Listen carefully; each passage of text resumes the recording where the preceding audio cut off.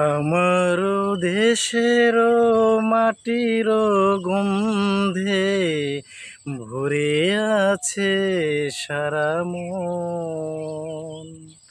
শ্যামল কোমল পরশ ছাড়া যে নেই কিছু প্রয়োজন। আসসালামু আলাইকুম বন্ধুরা, আশা করি আপনারা ভালো আছেন, সুস্থ আছেন। আজকে যে ব্লগটা নিয়ে আপনাদের সামনে চলে এসেছি, আমাদের পাশে একটা চক আছে। এই চকে দেশ গ্রামের প্রাকৃতিক দৃশ্য আপনাদের দেখানোর জন্য আজকে চলে এসেছি। যারা এই দেশ গ্রামের প্রাকৃতিক দৃশ্য আপনারা পছন্দ করেন, তারা আমার সাথে চলে আসুন। এই যে দেখেন কত সুন্দর কলা গাছে কলা ধরছে, কাছ থেকে দেখাই। অনেক বড় একটা ক্যান আইছে এই কলা গাছে।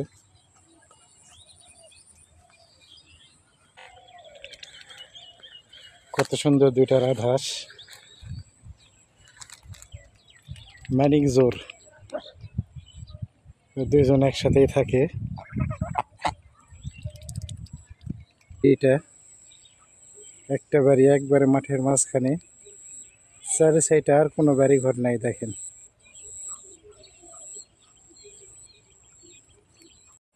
ধানের চারা বুনছে এই পাশে, অনেক সবুজ, অনেক সুন্দর। এই দেখেন বন্ধুরা, আখ ক্ষেত কত সুন্দর।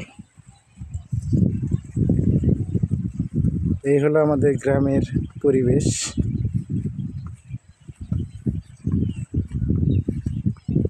কত সুন্দর আখ ক্ষেত। কোনো দেশে বলে কুসুর, কোনো দেশে বলে গ্যান্ডারি। এই পাশে আছে ভুট্টা ক্ষেত, ভুট্টা ক্ষেত। দেখেন গ্রামের কত সুন্দর প্রাকৃতিক মনোরম দৃশ্য। কত সুন্দর একটা পেঁপে বাগান, অনেক সুন্দর পেঁপে বাগানটা। ঝোপাই ঝোপাই ধরে আছে এই পেঁপে বাগানে। এই দেখেন অবস্থা, কত সুন্দর।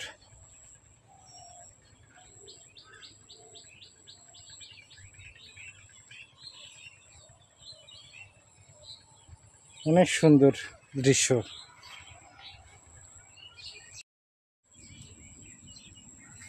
দেখেন বন্ধুরা,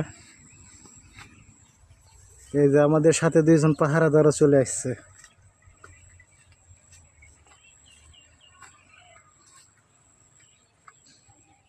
দেখেন কি অবস্থা, প্রত্যেকটা পেঁপে গাছে কতগুলাকে পেঁপে ধরে আছে, অনেক পেঁপে ধরছে। বাগানটা অসাধারণ। এতক্ষণ কষ্ট করে ভিডিও দেখলেন, আপনাদের অসংখ্য ধন্যবাদ।